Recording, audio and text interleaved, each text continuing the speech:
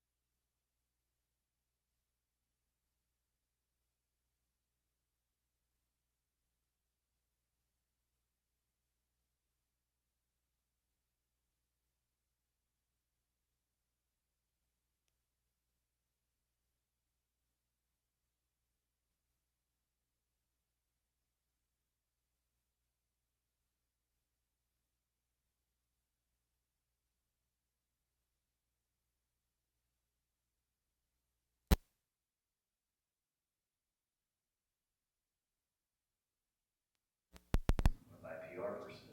And I was like, this is kind of interesting. Could we do something like that? And I think the showcases, a lot of different things. No, you said something interesting, like, entering this sphere, you have to create your own vehicle.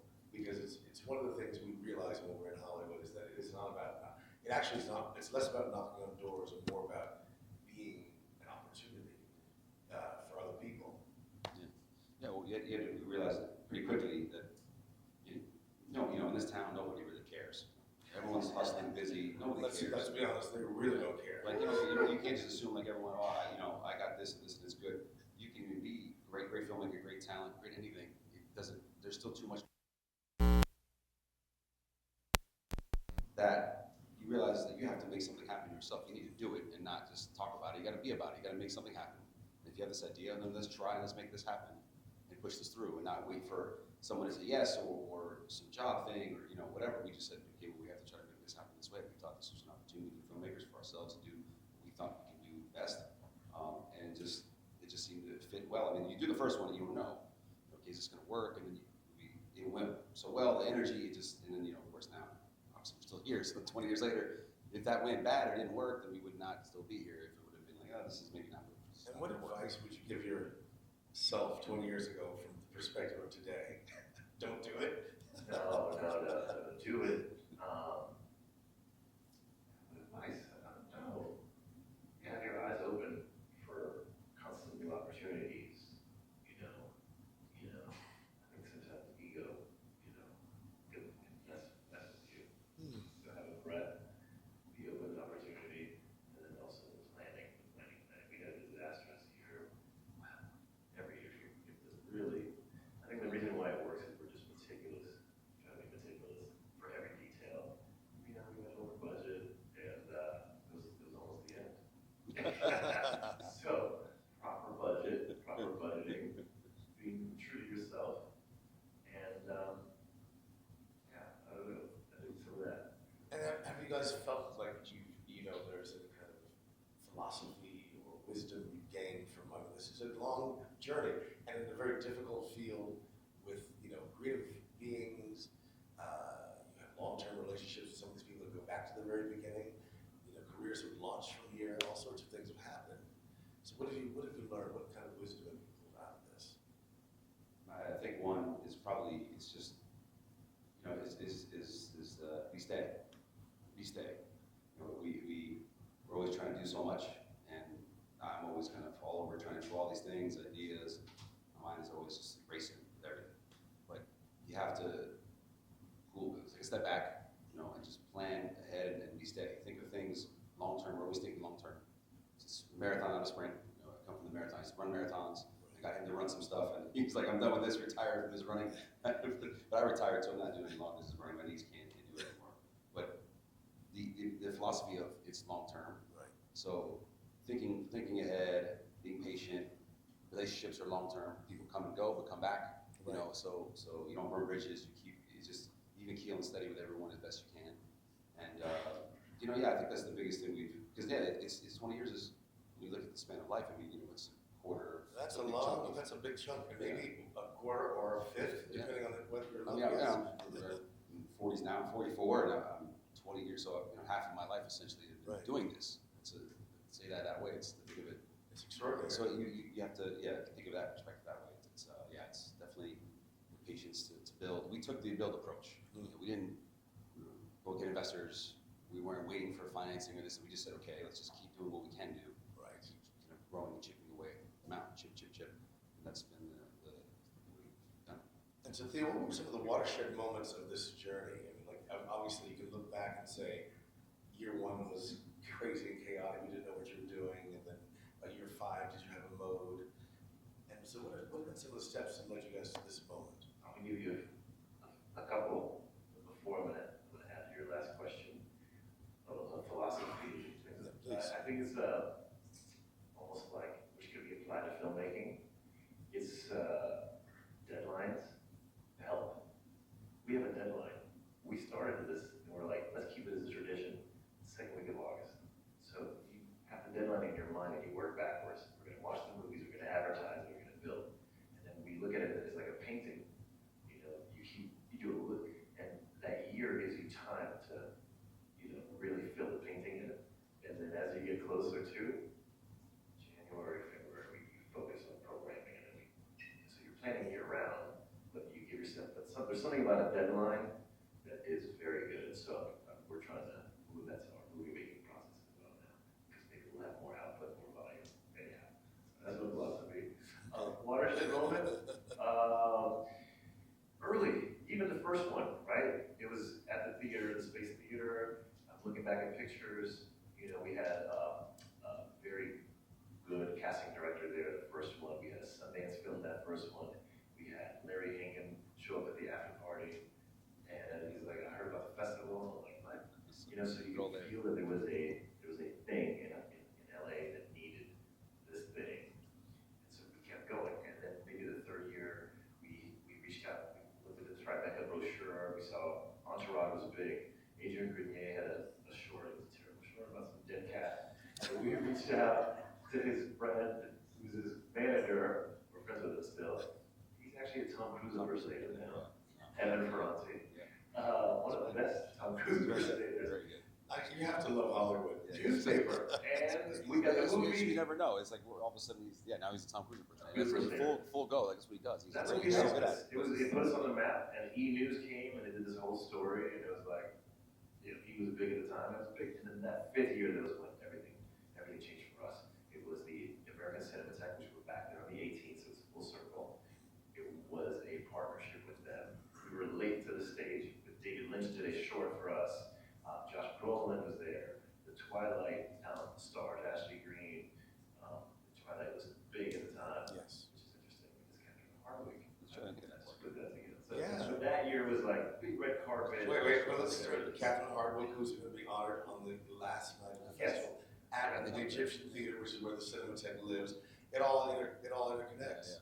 That's true. The Twilight part I think of it is they were a bunch of the cast came, so there's all this. And that was a big night because that was our first night of this. All of a sudden, this big awareness where it was like, okay, we're building this and this and that. And the Grenier thing happened the year before. That was still at a nightclub. We're showing it on the wall. And, he was supportive about it. We showed it. It was a cool, fun event, really intense, and everyone had a great time. But yeah, tequila that night. showing this movie on the wall wasn't the most ideal setting. That was Right. it was the opening. But then now we jump from that to now we're the Egyptian, and now all and Josh Brolin's there, Diane Lane's there. Everybody's attending this thing. It was just that. So we are acting like we know what we're doing here. Paul Haggis. And then, and then I go to the thing where like just to walk in the car. Paul Haggis like, well, you want to go? Do I go? I'm like, yeah, you go ahead. I'm like, I don't even know what we're supposed to be doing. We didn't have a press line. We were like just like, Jessica probably all Biel this. short. Jessica Biel had a short. He taught us a lot of lessons, so he's like reaching out to films that we want to participate with talent directly. And then they said yes. It was very strange. Everything lined up. They were like, yes, David Lynch, yes. He sent us some crazy short, doing Sing Holly shorts backwards. I'm like, what is this thing? 600 seats. crazy. It's cool. It's recon too. With that execution, we're like, people like this, people like that, and then they talk about it. So filmmakers would go back home and say, I had a great time, and then they'll tell their friends. And then more movies came in. Well, that brings me to another question, which is this. People always want to know, what is the selection process? As someone who's on your advisory board, I'm often given this unpleasant reality where people are like, well, I know you, and you didn't get my film in, and like, it doesn't work that way. if I put just anything in front of my colleagues and made them accept it, what would this be? So let's talk about how this actually works. And you've had 6,200 submissions this year. How in the hell do you get through all of them? Well, it's not like it used to be where it was just every weekend me and him going to the house and everyone gathering and watching films on DVDs all day. Just can't do that anymore. And also the volume is too much now. So from 1,000 movies to a few thousand, now it's been 1,000. So we have a much bigger review team now. We have our weekly calls, where Zoom calls go over what everyone's watching, what everyone likes.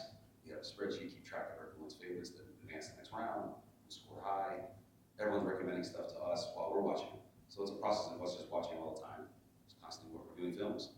And also having our discussions with our review team, which is going to around 40 people, which is assign their batches of films at random. It's not about genre theme, it's just these films, watch these films, and discuss why you like them and what we need for our programming needs and desires, right? So we're gonna always have certain genres we're gonna want to program, themes and things like that. We like to sort of cover the gamut.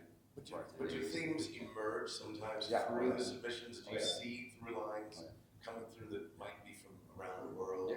Or Which is interesting, because you don't know what you're gonna see. The review process is the coolest thing about watching so many films all the time and making this is what we do is you get to see films and stories from all over the world, what themes emerge just naturally just from what filmmakers are making. right. And then no one knows each other. These are filming Yeah. a film from Egypt, a film from China, Japan, Germany, anywhere, America, everything. There's themes that are like the same from all over the world. But sometimes even the same, very similar stories, very similar or even exact. So It's interesting. kind of wild. So you see this stuff, or even themes emerge the same day. We're watching films all day.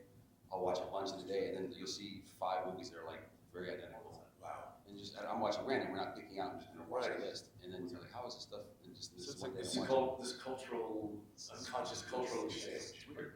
Interesting. And then with that, yes, a program can emerge because you see, okay, it's a cool theme. This year we have a program on parenthood that came from a lot of there's a lot of, it originally started as more motherhood. It was the theme of, there was postnatal and things that were, stories that were dealing with that. So there was a lot of that, and they were good, they were strong. These were great films, and they're all revolving around this. Some of them were pretty identical with the fear that comes from having a baby and these things. And so there's, in a thriller horror type of setting, But then there's other films just dealing with parent issues and things, and father, and so it was a mixture. So it's okay, let's have a nice program around parent and father and mother. So we that shaped from that. That's just from what came our way. And what was So that's so interesting. And you guys have always had a good selection of films from around the world. When did it start becoming international the way that it is? Pretty early. I mean, year one we had the film from India. There was yeah.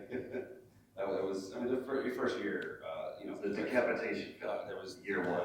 We were kind of really early. Right. Yes, we were pushing. We kind of got we didn't got many movies. We was 30 movies. We showed 23. Right. It wasn't much of a selection process. We got what we got. They were like begging people to submit to this Holly Shores thing. Here you go. Here's like fill this form out and send your DVD and a check for $5 or whatever. It looks like. But yes, we had films from all over the world even that year. So. I'll tell you what happened. Back to the original point of the word started getting out after year 5. People traveled a little bit, we started getting articles internationally. Submissions increased, but then also, it's a focus group, right? Different territories had subsidies, and there's things happening in different places that heighten better filmmaking. And that was a problem in Illinois for us because we didn't have the international notoriety. And so as an LA festival, you still had to program a good amount of local people because not a lot of people were traveling in at the time. But the submissions reflected differently. I mean, there was years of Spain just dominating and Germany like miles ahead. You're like, what's happening? And the technology was different at the time. It wasn't the ease of cameras and digital wasn't digital yet, So it was very strange. Mexico, And that's interesting you mentioned that because you guys started on the edge of the sort of demise of, well, not demise, the reduction of celluloid. And I still think it's never been surpassed, but we sort of, that was the first wave of the technological changes that we've all seen. Yeah, well, the festival started. We started before YouTube. There was no YouTube yet, so when we started, we were pre-YouTube, which was like pre-Christ. Like it's like it's like the YouTube. So now it's not just YouTube, of course, but there's all the streaming that has come. But back then it was just there was iFilm was the only website that had it was iFilm. That's right. Like you find a film there, you put your film on this thing, this website. So it was kind of it, and so we were still receiving VHS tapes, and we were screening in the early years, like the Sunset 5. We were able to still screen film prints and stuff. We love that. So we were getting film prints sent from different countries and different. Sending them back was painful for our budget at the time. Yeah. So, we gotta send this to where? This is cost this much to send this thing. Like, oh shit. It was amazing. It was amazing because that projectionist in the back is like a technician, and there's a science behind it. If you digitated a tape, So even then, like that process was the stress level of screening films for us in the early years was insanity. When we look back now, he was up there, the mad scientist. Man, he was so. Yeah, this is a lost. He was the hair. He'd always go up there. He's like, leave me alone. Like he was up there. It's like pretty stressed up. But we had Betacam, Digibeta, and then we had DVDs. Blu-ray not quite still about to. Then we had film prints you could have, and then so we had all these screenings. So which film on the list is on what format? And he's up there stacks and managing this stuff and screening a block. Okay, the first 4 are going to be the Betacams. We had to match up. So it couldn't be about the theme of the story. It was more about what format it is to show it. Aspect ratio, all this stuff. It's so interesting. It's stressful as hell. So you never know what to do. I remember we go, I can't wait to see this movie. We go sit down. I'm excited about this. Because that was and then it was like, oh shit, something's wrong. We run back upstairs. Those are the legendary positions like print coordination at Sundance. When one reel would get lost, it would ruin an entire festival, and people would get fired because they got on a plane that was late and there's filmed in the screen. So I remember people would run in with like canisters under their arms, and that was part of the drama. And everybody would clap because we get to see this movie. The drama's over, but there's new ones now. You guys have also, I've always noticed there's an incredible diversity, but also a really good balance, a gender balance at this festival. Is that something conscious, or did it just emerge? Best of the best. We just program the best, and then. So that should be all women then, right? Numbers. I'm sorry, guys. No, I mean it's come to it's not an intentional thing. We just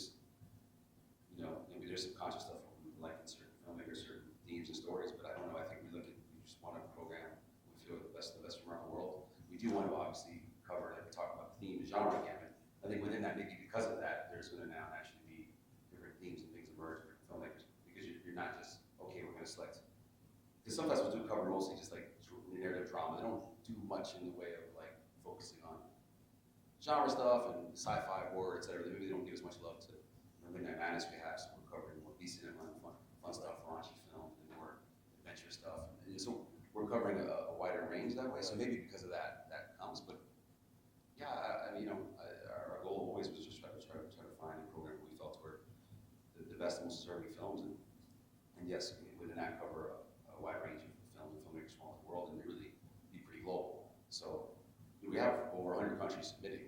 It's We incredible. want to at least cover, not to say, okay, we have to have a film in every country. If they're not, some countries have only 2 or 3 films submitted or something, or maybe 1. If the film isn't up to par, it's not going to get selected. We're not going to program it based on that, but you do want to sort of cover a global aspect of filmmaking, so that's a whole thing. I gotta say something, it has nothing to do with anything, it's feedback, you know? Yeah. It's fine. So, let's acknowledge the data, 6,200 submissions. Only about 400 or so make this cut. It's a serious room of people that are high-level executors Yeah. of content. Also, that's the people we make them as well. We do make films, and sometimes they don't come out that good. Yeah. Most of the time, things that they do, but when you know we grade ourselves, we're like, this is not a 10. You know, we look for 10 when we're programming, so we understand how difficult it is. And so it's amazing to have you all here, and then imagine when the best of the best are together, what can happen. That's why it's And the programming thing's gotten a lot harder. It's not easier. You think, okay, there's all this great quality of films and the rising of the tide, but now painful These are project. like really fine line decisions. Yeah, it's hard because there's easily another 200 films that I was trying to find spots for at the end, holding out, rejected very late. I was just like, I'm trying to find spots here or what we may be able to do, or if someone drops out, because they're just scored extremely high and very good. I'm looking at the list, and I love this. Damn, this is it. Just based on the process of Well, programming. you have to double the festival, that's all. It's tough. Because the early years, 22 like, days. there was year 6 or so, like where there was all these wave of great films, but there was also still maybe 2,000 submissions. So we're still showing them. We had maybe 275 films. We showed 300. We're still 70s, not 10. Right. But, so you still had an opportunity. The numbers were maybe 15% maybe. So there's you have a little more leeway with that. Right. You know, bouncing. If it really jumps out at you, okay, it's just going to be no problem. But now there's this process of it doesn't guarantee you if it's that good. Like, okay, where does it fit? Are we okay with this with other themes, other stories that are the same, or whatever other parts of the process? Or just sometimes, you know, the process of this program, you're already selecting certain films, and then just run out of room in certain blocks and themes. It's the challenge. It's complicated. So, you know, strict as well, because you can't keep reprogramming your friends. You have to leave new voices, and we're pretty strict on that, because we wouldn't meet amazing people, and the work speaks for itself. So we've had great alumni. Sometimes they make films that are good. Doesn't think about it. It happens. I mean, right now, think about it. Well, you know, and that includes us, so let's talk about the fact that, there's this thing. This festival is also known for building community.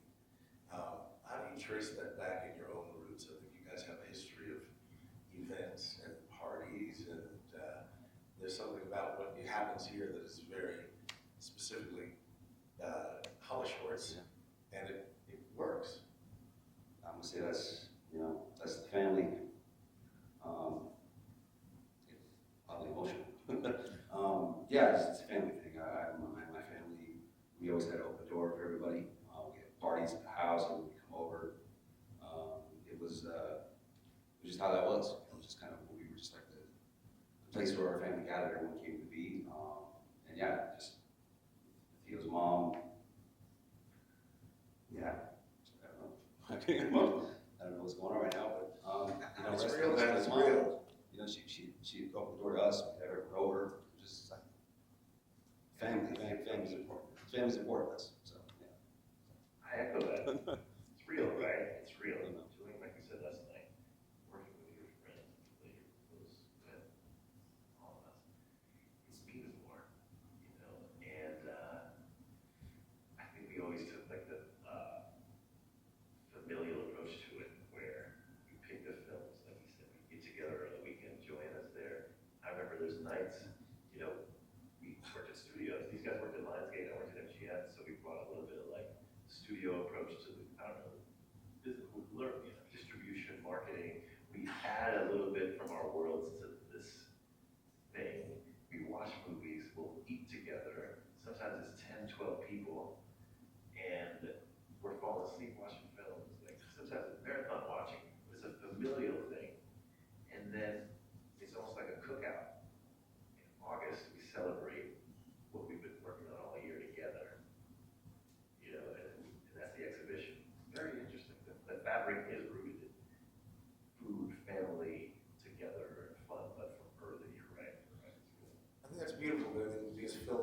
basically the ultimate expression of the human condition.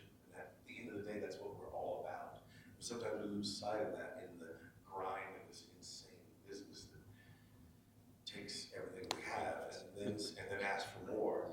And somehow we find it. I think this is a good time to open up, so we think we have a few more minutes, maybe if there are any questions in the audience. If not, I can keep on asking these guys anything. Sir?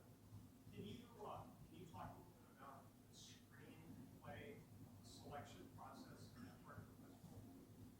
Yeah, so the screenplay is a reader process of reading the scripts. We have a 3-round reading process of 3 reads.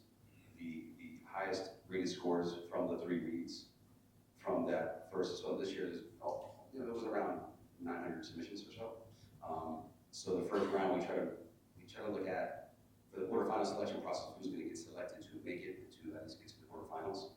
It's around 15 to 20% or so of the highest scores from that process are going to be selected.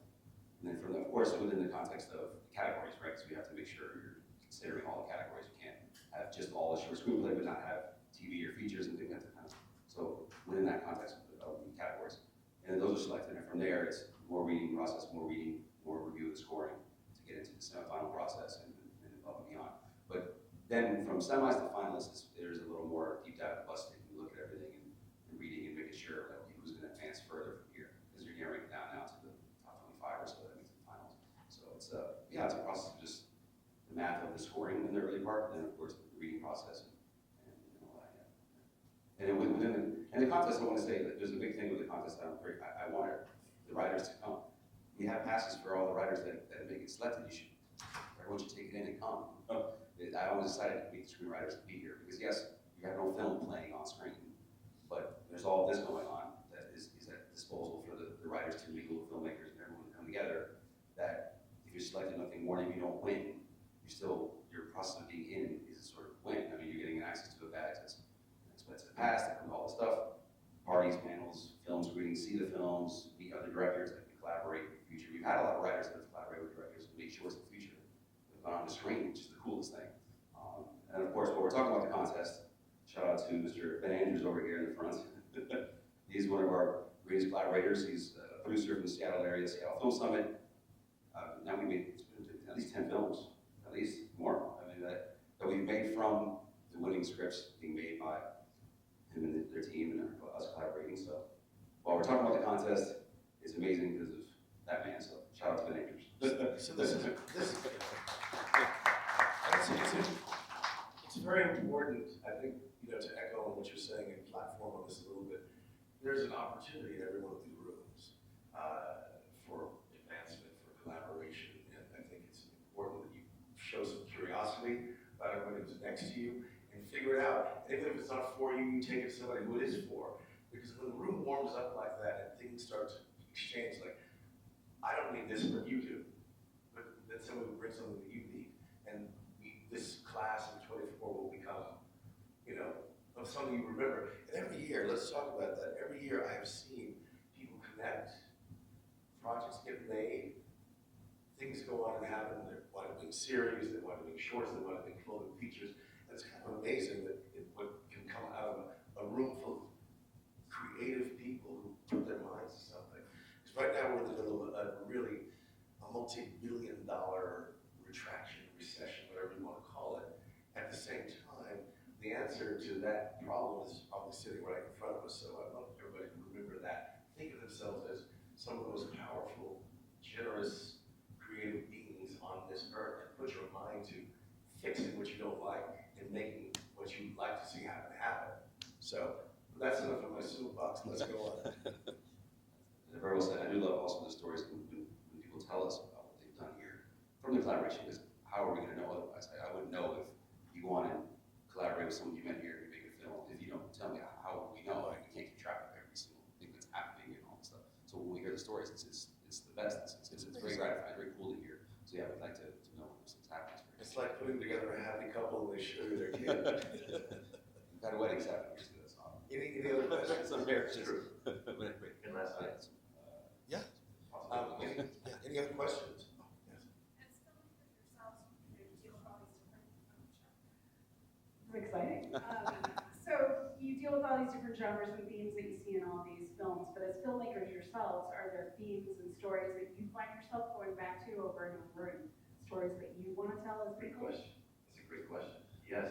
I mean, your For people. some reason, it aligns. Maybe it's our mandate. Social impact. Call it the genre. For some reason. Horror. You know, it's a sweet spot for us. Sometimes documentaries, you know, of inspiring people. Recently, sports. And cultural collisions. There's something really amazing about cultures that collide in unexpected ways.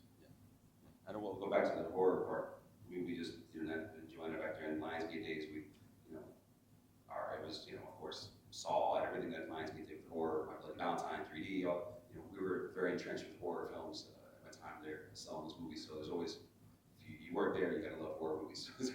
So it's always been something that's, I guess a personal favorite. And of course, we had the Eli Roth screening, collaborated with Eli Roth back in the day. We just have a love for horror films. Any other questions? I think that, sir, yes, please. Where do you go from here? Well, I can tell you one place. Go ahead. London. December 6th through 8th. And, on that note, there's somebody in this room who was very Yes. instrumental in our success, Yes. Alexa Jago. We're shouting people out and embarrassing people today. So. No, it's good to tell people how much we appreciate what they've done. And Alexa Jago has been a tireless supporter of this festival in ways that we've seen and not seen. And we appreciate you and send you our love. It wouldn't be possible without you. Yes. I second that. Definitely as we get older with the family things, appreciation definitely, yeah. So, appreciate you two both. We're sitting across from each other, we're right here. You can talk amongst very supportive. yourselves. Who knows? Alex, the support with, this is not saying much, just say great supporter of the festival. Thank you so much. So we appreciate it very much. So while we're here, let's shout it out, so So let's talk about London a little bit. What's the vision? What is our collective vision for London? What are we going to do? So this is, I think the last 6 years, one of the most important territories for us. It's something going on there, and they're making amazing films, and we have a lot of alumni there. So I think it's going to be part celebration of that alumni base, part celebration of the amazing content coming from there, and then also finding new voices, new people, but also entering a new market. We're not naive. We're going to make strategic alliances and partnerships with people that are in the region, and we're going to do a little engine that could, just like we always do, and start small and then hopefully build community. What happened though, early in our process, we took a trip to London as very young people, and we met a festival that existed. I think they were called Soho Shorts, and they did it right, and we loved their style and everything. So I think it was ingrained in our mind, a vision to one day do it. Here we are. Yeah, I think that the British films in the last 7 years or so, we've had just the amount of submissions. The number two, it's not the right way of saying it. Number one is in America, of course, North America with submissions, and number two, of course, the UK. So we have the most amount of films coming from anywhere else outside of America is from the UK. So that's been that way for years now. It's just the quality of films, whether it's the relationships with those producers or companies, Fest Formula, Katie, they've been great supporters. Just making sure a lot of their filmmakers submit our way. I'm not sure, we just had, there's been a great number of really successful films that have come away from there. I mean, Jamie Downey, he was Shocker back in the day, one of our first big winners that was nominated for an Oscar, and that was in the early years. It was a big, we emailed him a few days ago to say thanks of his support. He was a big champion of ours and a big winner. And then years later with Riz Ahmed's short and Long Goodbye, he wins, and then with the Oscar. So we've had these successes from these British films and filmmakers, and it's a natural progression. Like, okay, we have this presence, we love going there, doing that once a year events, let's grow this a bit more, just networking, let's do a festival here too. And so, Theo, speaking of the Oscars, when did the festival first become Oscar qualified? I think we're on our 7th year, but it took 10 years to get it. It was hard. It was hard work. Getting that first category was, the staff was, we wanted it, and we lobbied. We invited the Academy. We applied, beg, borrow, steal it. It was just not happening. And then 1 year, we came up with an idea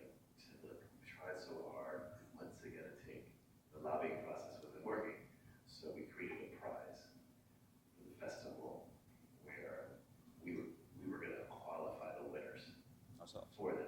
ourselves. Like, why are we If you waiting? build it, they will come. Yeah, we're like, why are And we we waiting? did it, we did the ads, we four-walled it, we rented the week, run, we did this, whatever, the rules change every year, so we did it, and so they were we felt the best films, and won, and then we submitted that to the Academy, and then next year we got our qualifying status. I think it's just a perfect storm. It lined up and they're probably like, all right. Yeah. These Yeah, guys are not. maybe it had nothing to do with it at all. Maybe, I don't know. We don't know. They just email came in one day, hey, you're qualified. It's just email came in the morning on the computer. It's, oh shit. Finally, just an email in my inbox. Here we are. There's no call. It started off as one category, now it's Yes. 4. Yeah. Last year, we just got the documentary category, which was a big deal for us because we were wanting that. And so, yeah, now you have Grand Prix, live action, documentary, animation. And maybe we'll go for another one. And then BAFTA's about, Yes, I was gonna say BAFTA now, just in time for London, so that is pretty exciting too. So I mean, that gives the filmmakers even more leeway. you know, and some people just submit to those kind of festivals. The art festivals, I guess. Well, We still think that, I mean- we started in a garage, you know, and so it's hard to, it didn't start with the vision of, oh my goodness, Oscar qualifying, gold trophies. It was just quality. Let's just pick the best of the best. It's a good place to start, but at the end of the day, though, this is an offering for filmmakers, and it gives their work more scope, more options to be seen by the industries. 9 nominations last year. So the bar's high, y'all. Yeah, it's exciting then, very, very exciting. So, in conclusion, what are the next 20 years gonna look like? Well, I mean, you know. We're getting up here with our canes, I think, yeah. or not. Yeah, it's 64. Damn. It's kind of like crazy. Yeah, I think we just, like we did, our philosophy was still, even though yes, there's growth and it's bigger now than it was then, it's continually looking at what ways we can grow and chipping away that process of, okay, what's next? We add that to which we push it for. You know, it's another mountain thing to climb. What's our next mountain to climb and push for it to not just for us to grow the festival, but with that growth comes, as I would say, the tides rise. I mean, if we're doing better and the festival's growing, our filmmakers who are here are getting more eyeballs on their films. That's the point of it. Always to go back to that. What's the best for the filmmakers? What can we give them more for the event that makes them say, yeah, I want to come back and be part of this because it's going to give me something, or it's going to be a great event to attend. It's not only fun and all the things, we want to have that fun from Miami. That's always part of our DNA is party and all this stuff. That's always, but It's got to be we done. want to mix that with, you need to have an impact. People have a chance to win prizes or just get exposure or meet great people. That's what we want to offer here. So continue to do that and chip away at that. And then, yeah, add to the growth of London and our Comedy Shorts Festival. We have a Comedy Shorts Fest in April as well. That's, you know, continually growing. But You guys do you ever rest? yeah, so we don't. You're part of this too. So. Yeah. We're dragging you to this. I know I don't sleep, so I'm just, you know. Yeah, so, yeah, I was just saying, continue growth, just looking at what ways we can make this more impactful and bigger in ways we can, you know, and in what ways we can do that. And, yeah, that's fun. We got some nice prizes, but we also are always looking for more. You know, Company 3 is doing a total of $80,000 in post-production prizes for the top 4 categories. Panavision is doing a $60,000 camera package. That's good, but we're always open for more contributions and more rewards from our filmmakers because that's what drives everything. And they deserve it. It's a tough road. Well, guys, we're almost out of time, so I want to thank you for your insights, sharing your history, your personal observations, and your philosophy. And here's to 20 more great years at this festival.